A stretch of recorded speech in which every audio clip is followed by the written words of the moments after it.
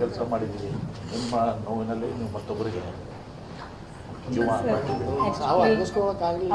ತುಂಬ first of all ಅವನು ತುಂಬ ಅಂದರೆ ಸ್ವಾಮಿ ವಿವೇಕಾನಂದರನ್ನ ಪೂಜಿಸ್ತಾ ಇದ್ದ. ಆಮೇಲೆ ಶಿವಾಜಿಯವ್ರನ್ನ ಆರಾಧಿಸ್ತಾ ಇದ್ದ. ಹಾಗೆ ಅವನು ನಮ್ಮ ತುಂಬ ಇರೋದೇ ಆ ಥರ ಇತ್ತು. ಮೇಬಿ ನಮಗೆ ಈ ಥರ ಆಗುತ್ತೆ ಅಂತ ಅನ್ಎಕ್ಸ್ಪೆಕ್ಟೆಡ್ ಈವೆಂಟಲ್ಲಿ ಡಿಸಿಷನ್ ತೊಗೊಳಕ್ಕೆ ಧೈರ್ಯನ ಅವನೇ ಕೊಟ್ಟ. ಅವ್ನ ಲೈಫಲ್ಲಿ ಈ ಥರ ಸಿಚುವೇಶನ್ ಬರುತ್ತೆ ಅಂತ ನಾವು ಎಕ್ಸ್ಪೆಕ್ಟ್ ಮಾಡಿರಲಿಲ್ಲ. ಆದರೆ ಅದಕ್ಕೆಲ್ಲ ಅವನಿಗೆ ಅದರ ದಾರಿನ ತೋರಿಸಿರೋದು ಅವನೇ. ಯಾಕಂದರೆ ಯಾರು ಲೈಫ್ನ ಕಳ್ಕೋಬೇಕಂತ ಇಷ್ಟಪಡಲ್ಲ. ಅವನ ಡ್ರೀಮ್ಸು ತುಂಬ ಇತ್ತು. ಆ್ಯಕ್ಚುಲಿ ಅವನು ಎಂಟ್ರಪ್ರಿನರ್ ಆಗಿಬಿಟ್ಟು 4 ಜನಕ್ಕೆ ಸೇವೆ ಕೊಡಬೇಕು ಅಂತ ಆಸೆ ಇತ್ತು.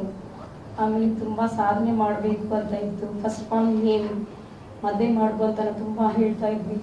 ಆವಾಗ ಅವ್ನು ಹೇಳ್ತಾ ಇದ್ದ, ಮದುವೆ ಎಲ್ಲರೂ ಮಾಡ್ತಾರೆ, ಮಕ್ಕಳೆಲ್ಲ ಮಾಡ್ತಾರೆ, ಹೆಸರು ಮಾಡಬೇಕು ಅಂದ್ಕೊಂಡ. ಈ ಥರ ಲೈಫಲ್ಲಿ ಅವನ ಸಿಚುವೇಶನ್ ವಿಧಿ ಆಟ ಆಡಿತು.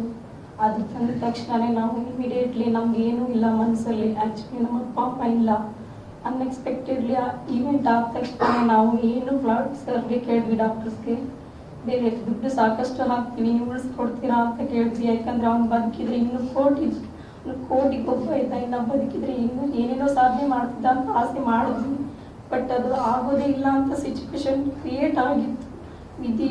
ಯಾಕಂದರೆ ಅವ್ನ ಬುದ್ಧಿಗೆ ಪೆಟ್ಟು ಬಿದ್ದಿತ್ತು. ಡಾಕ್ಟರ್ಸ್ ತುಂಬ ರಿಕ್ವೆಸ್ಟ್ ಮಾಡಿದ್ವಿ. ನಾನು ಹೇಳಿದ್ರು, ಇಲ್ಲ ಅದು ಆಗೋ ಥರ ಇಲ್ಲ, ಆದರೂ ಕೂಡ ನಾವು ಟ್ರೈ ಮಾಡ್ತೀವಿ ಅಂತ ಹೇಳಿದ್ರು. ಇಲ್ಲ ಅದು ಆಗೋ ಥರನೇ ಇಲ್ಲ ಅಂದಾಗ ನಾವು ಇಮಿಡಿಯೇಟ್ಲಿ ಡಿಸಿಷನ್ ತೊಗೊಂಡ್ವಿ. ಯಾರ್ಯಾರಿಗೆ ಏನೇನಾಗುತ್ತೋ ಆಗಲಿ. 4th ತಿಂಗಳೇ ಅವ್ನ ಬರ್ತಡೇ ಆಗಿತ್ತು.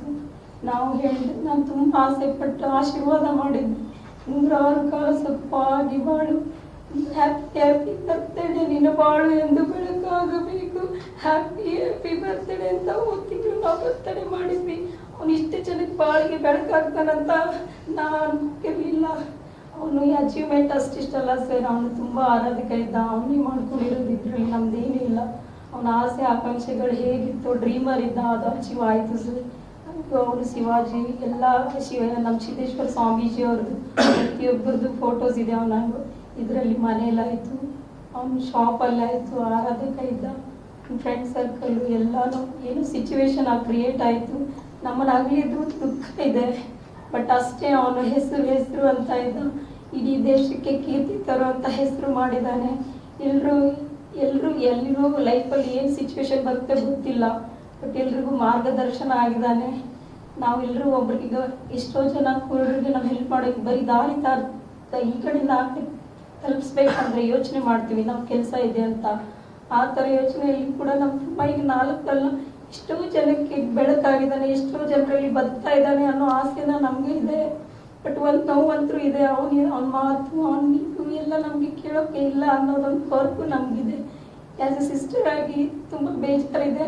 ಬಟ್ ಆ್ಯಸ್ ಎ ಹ್ಯುಮ್ಯಾನಿಟಿ ಆಗಿ ಅವನ ಆರ್ಮಿ, ಅವನ ಲೈಫ್ ಸ್ಟೈಲು, ಅವನಿದು ಅದು ವಿಧಿ ಆಟ ಆಡಿಸಿ ಅದು ಆಸೆನ ಈಡೇರಿಸಿದೆ ಅಂತ ಒಂಥರ ಹೆಮ್ಮೆ ಇದೆ.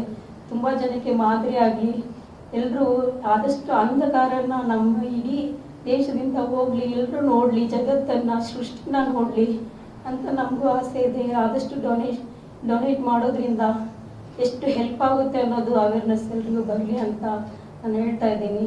ಯಾಕಂದರೆ ಅವನೇ ಹೇಳ್ತಾ ಇದ್ದ, ಅವನು ಹುಟ್ಟೋದು ಹೆಂಗಿರುತ್ತೋ ಸಾವು ಹೆಂಗಿರುತ್ತೋ ಗೊತ್ತಿಲ್ಲ.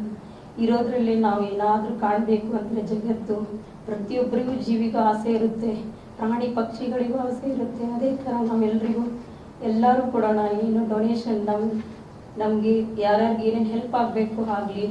ಎಲ್ಲರೂ ನನಗೆ ಅನಿಸೋ ಮಟ್ಟಿಗೆ ಎಲ್ಲರೂ ಜಗತ್ತನ್ನು ನೋಡಬೇಕು, ಅಂಧಕಾರ ಫಸ್ಟು ಹೋಗಬೇಕು. ನಾವೆಲ್ಲರೂ ಅದನ್ನು ನಾನು ಹೇಳ್ತಾ ಇರೋದು. ಆದಷ್ಟು ಯಾರ್ಯಾರು ಸಾಧನೆ ಮಾಡಬೇಕಂತ ಇದ್ದಾರೆ ಎಲ್ರಿಗೂ ಅವ್ರವ್ರಿಗೆ ಸಾಧನೆ ಮಾಡಲಿ. ನನ್ನ ತಮ್ಮ ಅವ್ರ ಬಾಳಿಗೆ ಬೆಳಕಾಗಲಿ, ಎಲ್ರಿಗೂ ಚೆನ್ನಾಗಾಗಲಿ ಅಂತೀನಿ. Thank you. ರಾಮ್ ಅವರು ಅಜರಾಮ್ ಅವರಾಗಿದ್ದಾರೆ ಮೇಡಮ್. ತಮ್ಮೆಲ್ಲ ಕುಟುಂಬದ ಸದಸ್ಯರಿಗೆ ನಮ್ಮ ಬೇಲಿ ವಿಶ್ವವಿದ್ಯಾಲಯ ಪರವಾಗಿ ತುಂಬ ಹೃದಯಪೂರ್ವಕ ಸರ್